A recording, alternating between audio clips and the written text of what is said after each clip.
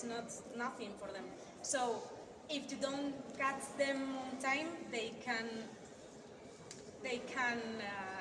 beat it because they are full of plastic and they are not eating more.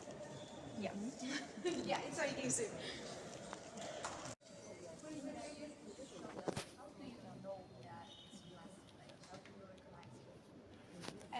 Now I will say for experience, but at first it's because we take a lot of different things from the beaches, from the rivers, etc. And we work with universities a lot to know what they are, what type of plastic they are, and for that you need special machines that they have in the university to know what type of plastic is, if they float or not, and so on. At first, you don't know. I didn't know before working in Surfriders that this was a thing, it was existing. And friends of mine, like they sometimes I have some photos of my friends, like, what is this? I think that this is plastic, but I don't know. I did like eat it, not eat it, but put it in the mouth and it's like hard. What is it? And I was like, no way, it's plastic, don't put it in the mouth. And please, if you see more, ask and tell me where, because we also work on that, like where is the problem, and people that are there in the ground are the ones that first see the problems of the sea or of the local, no? The locals are the ones that know how it's changing the locality. More questions? And once you see them a lot. You will. Or once, yeah, but once you know what they are, you actually see them. And with the sun is a lot more tinier, yeah, small. You will see it. No worries. It's bad and good thing. Questions?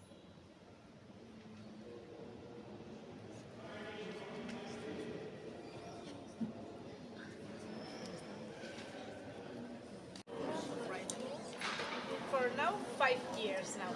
This year, for 5 years. I started with one project, European project on marine litter, and then I continue as volunteering and education responsible. So, why did you join the Surfriders? Why?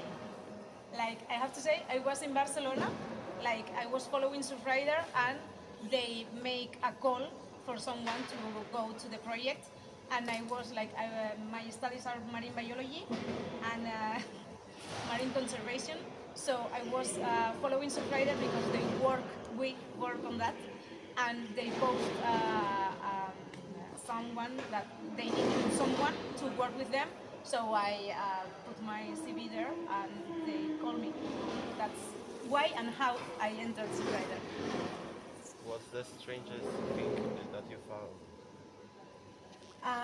I have to say that at first, what most struck me, now it's common for me, was dog poo with the bag on it and leave it there on the beach. Like a lot of them, like in one collection that we did in Vizcaya near here, we found like 6, 7 like really bags of poo from dogs and so on, and they like just put it in the bag and they did leave it there. But then we, as you go like doing more collections and so on, a lot of things that we find, the worst things are on the rivers, because there are the things here, as we have coast, we go a lot to the coast on summer times and so on, and they put a lot of effort and they put a lot of money on cleaning the beaches before we go there, but not in the rivers. And in the rivers we find a lot of big things. We have, when you go to the supermarket to put the bags on it, like carro, I don't know how to say, trolley of the supermarket trolley. So we take out one trolley once from the river, and a lot of more things. But you always find something that it's like, why is it here? It happens to in Poland. Yeah. What's the most valuable thing you found? I have to say that we don't know why, but we don't find actually valuable things because those when you don't throw it first, when you know that you lose it, you go for it, like you go try to search to find it, and you don't do this with plastic or you don't do this with packaging and so on. So I have to say that once I think that we have 5 cents or something like that, so valuable, like I have to say that. But another times, like some things are valuable for other people. Like we know in Galicia, for now, for example, there are a lot of people going to the beaches and taking out, collecting a lot of trash and a lot of litter, and doing things with that, doing art with that, and then they do expositions. So in this case, that it's valuable. We want to not only to join, but to know what we are doing and to see what they can do to work together. And even if it's not with Surfriders, there are a lot of entities also that are doing good things for the environment and for our health. So I will advise that you search in your localities or your towns or what they are doing and if you can join. Do you know how many things are usually found in a year? Yes, I know. We have a program for doing beach and river and lake waste collection, litter collections, and we take data out of it. We don't go only to take out the trash of the beaches and so on, but we do count the things that we encounter, and we do a final for the year. We do a year report with all the data that we have found all around Europe, with volunteers, with staff, and so on. I am not going to tell you how much is it because I have something to do later on that you will see how many things we find. Finished? This first? About global warming. Think in which sense? Like, what are my thoughts about it? Okay. I think that it's a big issue that we have to address now, and that it's been really, really hard to address it because I think that nowadays it's better, but once there was this thing that the scientific world knew the things, know the data, know research about that, and knew what was going to happen, or knew at least that it wasn't going well, but there was this lack of translating it to the citizens, and this was an error. And I think it's really difficult to translate sometimes the scientific world to the citizens, but it's something that we have to do because otherwise it happens what happened with the global warming. That nowadays there are all kind of ideas that it's not, maybe it's not real and blah blah blah, but it's because people doesn't understand what is happening and what is at stake. So I think that we have to do more effort on for the scientific world to translate like the urgent issue that we have and how we can address it. Also, I think that we have been talking a lot about the issues and the problems and what is going to happen, but a little bit we need more effort on the solutions. What can be the solution to that? Not only the bad things that can happen or that are happening, but what can we do to change that? And I think that we have to work on that. We try to work on that from Surfrider. Like, okay, this is a problem, but what can they be the solutions? Because it's not only one. Like, we have a lot. Thank you for the question. What do you think about paper straws? Paper straws. I think that the problem it's the same. I mean, it changed from plastic to paper, but we still found them on the beach. So the problem is there. And what we try to work on and what we fight a lot in legal cases and when working with the European Union to change laws is this, that if you change one thing, one object, plastic straws, to paper straws, you still have the object, and the object, we found it in the beach. So it's not the solution to the problem. It's just, like we say, a parche, you don't address the problem.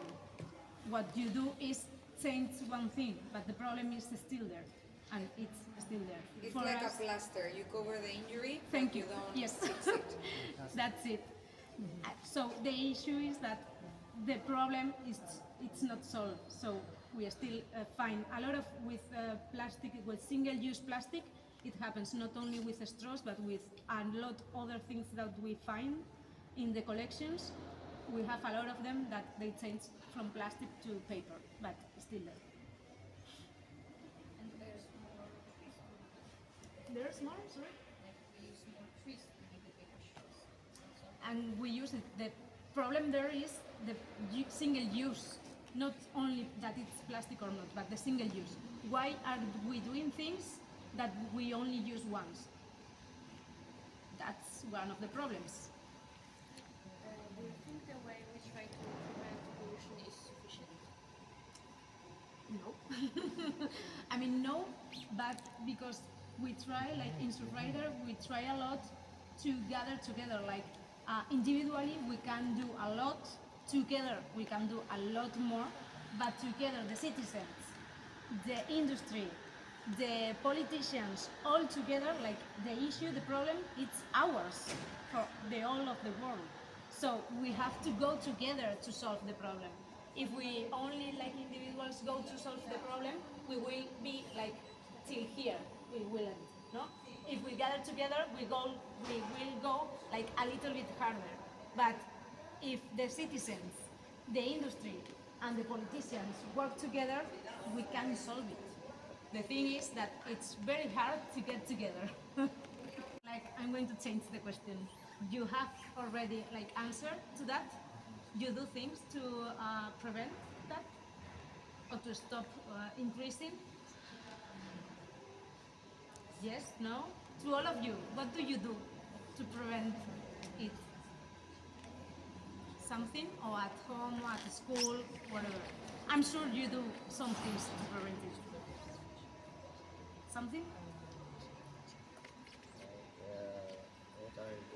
What are the No. I am asking. No worries.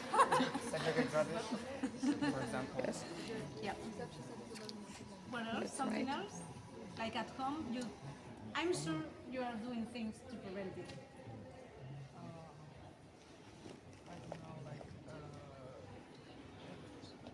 use less plastic, like I don't know, buy less plastic bottles. Like you can drink water from I don't know, like sink, and don't buy the plastic one because it's like the same water but in bottles. So, and just don't buy plastic. Try using things like you can use, and like the plastic is. I think plastic is the main problem of everything because it takes a lot of time for it to like rozłożyć. Decay. Okay. To go out of the environment, let's say. Of the ecosystem and everything. And if we're talking about the paper straws, it's like I think it's better to use the paper straws because it takes a lot of less time for it to reduce and. Yep, sure. And for sure you can do things as an individual, like little things that we all know, like consuming, like the way you consume, like buying or not plastic bottles. If it's a thing, like if you don't buy them, they are going to stop producing it. And don't buy the new clothes when you don't need them. Like I buy only, like almost only, like the reused clothes from the thrift shops and the online. I don't know, like the online shops when the people like, Trade or exchange or second hand. Yeah. So there are a lot of things like, and the single use and the plastic, like useless plastic, are two things that do the most impact, let's say, or that we can do a lot of impact on that. Even though, of course, it's also not only us, but also the industry to get to know, like, okay, they don't want plastic bottles, so we are not doing plastic bottles, or try to make something for them to start thinking in another way.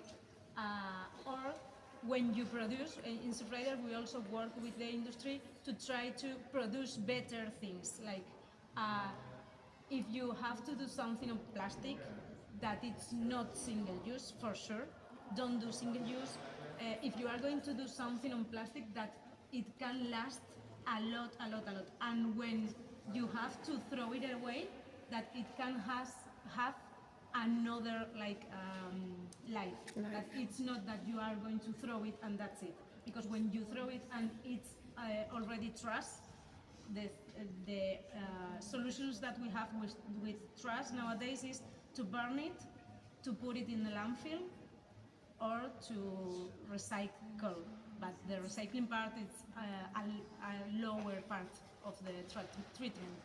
Yes. Like if you need to burn plastic, it's like really bad. In my city, a lot of people do that, and it's just smells awful. I don't know why they do that, but it's not the best. It's not the best solution. Like it's one of the worst. So. It's not. It's this like the air that you make, like burning plastic. It's really bad. It has a lot of chemicals. It's not good for anyone, and you are burning things. So you are adding CO2 to the atmosphere. It's still there. It's still there, but in another form. So. Mm-hmm. Yes. Is the global warming real, in your opinion? Okay, this is not an opinion. Like for me, the question it's not in your opinion. It's a fact. So it's not an opinion. And when you put someone that has an opinion on that, but not based on anything, talking to a scientist that it has the base of the research and years or years of research, it's not working because of that. It's not an opinion. It cannot be an opinion. You can have the facts, and based on the facts, try to go to the solutions or try to fight this issue. But if you are not like it's only an idea of yours, like you see on the internet or someone talk to you about this, but you don't know who is the base or the facts that he is or she is actually taking to say that to this idea. It's when we have this total mess that we have nowadays with people negationists and people telling that it's not real and so on. It's again what we said before about research and trying to understand it. Like researchers have to do their work for the citizens to understand it, but the citizens, we as citizens, we have to have critical thinking, we have to know where to go. Like it's not the same that you go for a scientific, to a university asking for some questions that they have the research, or that you go to, I don't know, today is a YouTuber that it's, they read something or two papers or something like that, and they think that they know about the issue, you know? So you have to have also critical thinking to know who has the, I'm not going to say the right to speak, but the knowledge to speak about that. Because I don't know about how a car it's done. So if you ask me how to do a car, I can imagine where to start, but I don't know anything about doing cars. So I'm not a good person to ask for doing a car, you know? So it's the same with global warming, with climate change, etc. You have to go to the real knowledge of that. What if global warming is really only the rate climate should change? After all, the climate change all the time over the years. True. As I've said before, I have part of scientific knowledge, but I'm not a scientific nowadays, okay, but I work with them and I work with universities. So I know, and I have a background on marine biology, so I know that the climate has changed during the eons, the cycles, not the years. Like climate change is not something that changes in 1 year, in 2 years, no. You need a timeline, a big timeline, more than 10, more than 20, more than 30 years to know if the climate is changing. And yes, during the history, the climate changed. We know that with the dinosaurs era, we have another climate, different climate. We know that it exists like long ago, ice, like ice era. I don't know how to say it. Like yeah, Ice age. Ice age. Thank you. And we know that because we study it. But nowadays, to know in our lifetime if the climate is changing, we need the data of before and we need to research what is happening now. But we will not know if it's changing right now in our lifetime.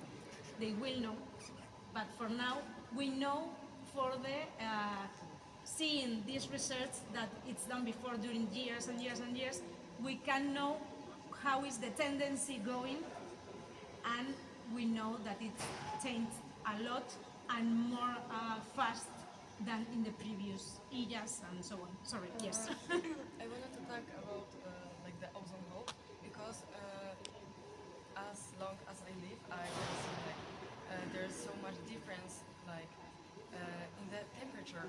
Like there's so much bigger difference in the lowest temperature in our country than the between the highest.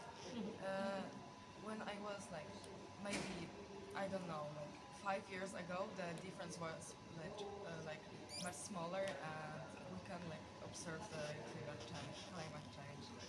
It's true that we can observe changes, but I have yeah, it's faster since the industrialization a lot, and we know that because of the data. We don't know that because we have been living there and we know the changes. We need the other data. So when I talk about that we cannot see it in our lifetime, is because of that we need more time to really know that it's changing. Because nowadays we can see that the temperature, it's true, the lower it's going up and it's higher and higher.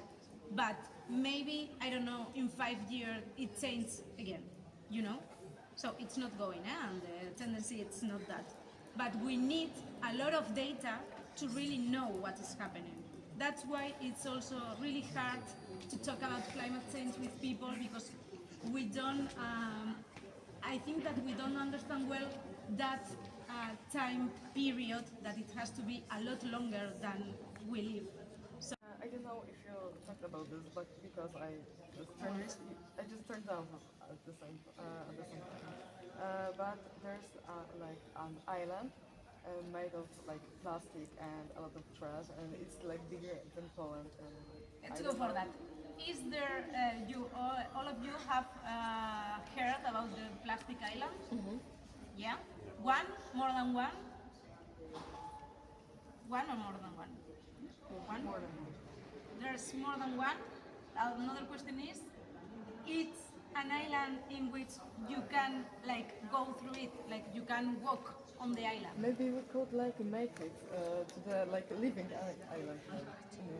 We cannot, because there are like plastic islands. They are in the gyres. They are called. It's because on the sea we have some places where gyres that the currents they get together, and there, as the currents get together, they do like all the trash and all the marine litter gathers there because of the currents. And we have minimum of 5 in the whole world, okay?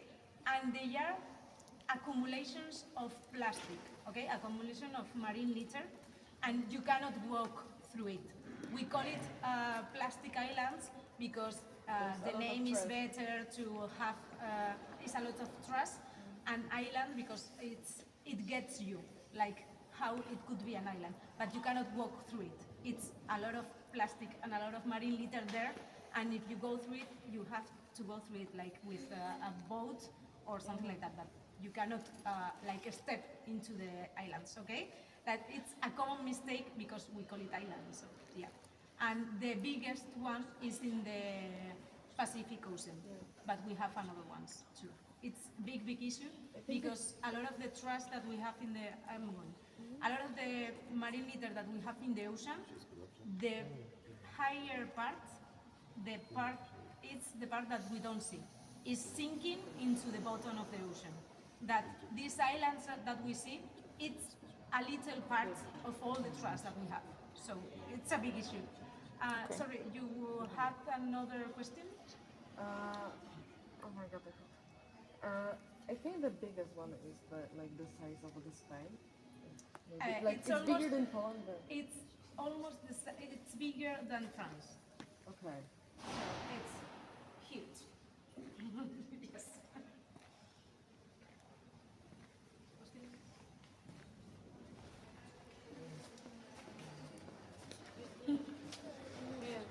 Yep. Sorry. So, what are the difficulties you face when you collect litter from the beach? One, the little trash, like when you can take out, and you take out almost immediately the thing that you can see, the big ones, but the tiny ones, it's really hard to take them out. That's why my colleagues said that we don't do cleanups and we don't call it cleanups because when you say I clean something, it's because it's clean. There's nothing there. You clean all the things. When we go to a beach, for example, and we do litter collection, we cannot take out everything that is there. It's impossible. It's really hard. And the tiny pieces, the microplastics that we cannot see, how are we going to take that out? So that's, I think, the worst part and the hardest part, because you need special tools to take them out, and even though you cannot take everything. And we have high tides and low tides. So with every tide, the ocean is full of plastic. So with every tide, you have more litter and more plastic in the beach. Motivation to clean all those beaches? Sorry, I cannot. What is your motivation to clean all of those beaches? The are more than one, but as I said before, like we work for a clean ocean, we work for a healthy ocean, and that part of a healthy ocean is to not have in there all the trash that we have. But also we do this with citizen participation, with the schools and so on. So it's also another effort we do to see how people, how scholars are involved on that too, because we can talk a lot about the trash that we find, blah blah blah, but if you don't go there and be 1 hour, 2 hours collecting pieces of plastic or pieces of marine litter, and then you count them, you don't really know how bad it is. You have to see it and be there and collect it to know that the problem is real and it's there. More questions? There are many volunteers. We have nowadays more than 50 groups of volunteers all around Europe. Okay, a minimum for being a group of volunteers of Surfrider, we have a minimum of 4 or 5 people, like the core group, that are organizing, are doing activities and so on, and then the people participating. But around 50 groups of volunteers in Europe, and then one of my duties in Spain is to grow this community, and we have nowadays one chapter, one group of volunteers in Spain that it's in Barcelona, and then we are working with people here in the north and in the south of Spain to have more volunteers involved. Okay, so what are the most common things that you find at the beach? Okay, for that, I'm not going to them, but for you to know, we do different monitorings. Like we do a scientific monitoring that we do the staff of Surfrider. Some volunteers come some of the times, but there we have a lot of different objects to classify. Okay. So what we did with our program, the volunteer program to clean up, to collect marine litter from the beaches and so on, is to reduce this data gathering and to have the most common objects that we find in the lakes, in the rivers, and we have them in a list for you to have the data and so on. So you will see later on which are they. Do you get any money for this? Yeah, I'm worker of Surfrider, so I'm staff. I work for Surfrider. My job is in Surfrider full time. We are nowadays 4 in Spain, for the whole Spain, and then we have volunteers. As I say, we have staff also in Portugal, for example. In France, we have a lot of, we have like 3-4 offices around France. So we have staff there too, in Brussels and in the Netherlands and in Germany and so on.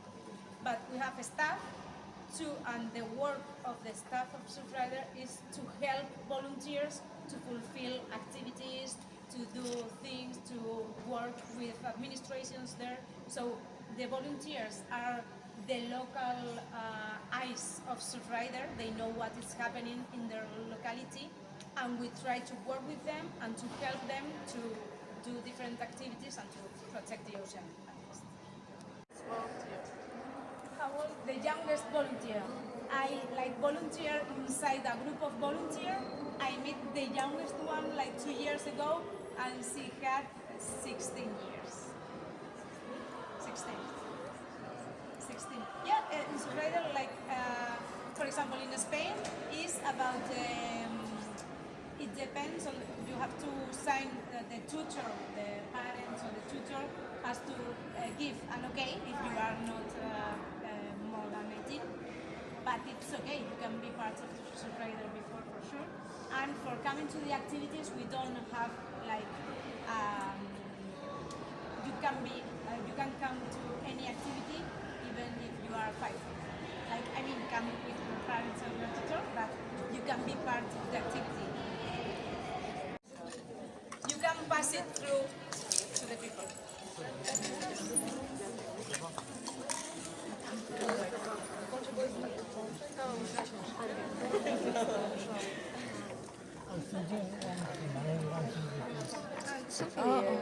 Be careful with. So, do you know what it is? You know what it is? Something? No, I don't know this one either. There are 2 different things there. Los palitos de chupachus, yeah? The chupachus... No. Sticks? Thank you. Yeah, I can. And there's another thing. Table, and if you can see that it's broken. Okay? So it was, we find it in a beach where they surf a lot here in Gipuzkoa, and with big waves it can happen that you find this. Okay, these ones and this, you know where they come from? Boyas? Yeah. For what? There are buoys, yeah, for fishing, different type of buoys, boyas, for fishing, yeah.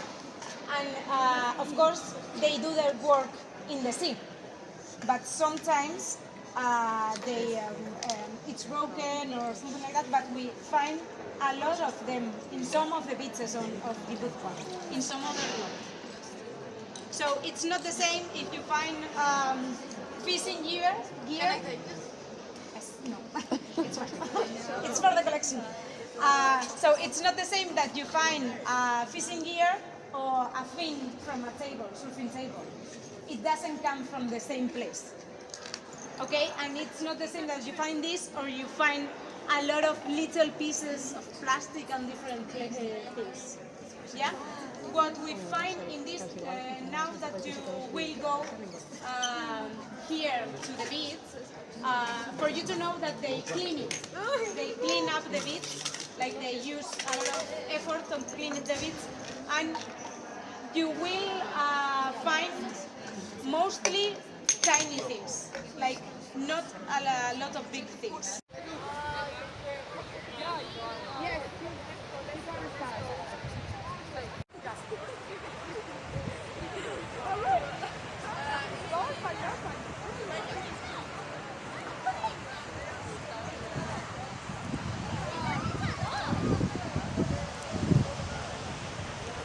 Look at this. Yeah, I see it.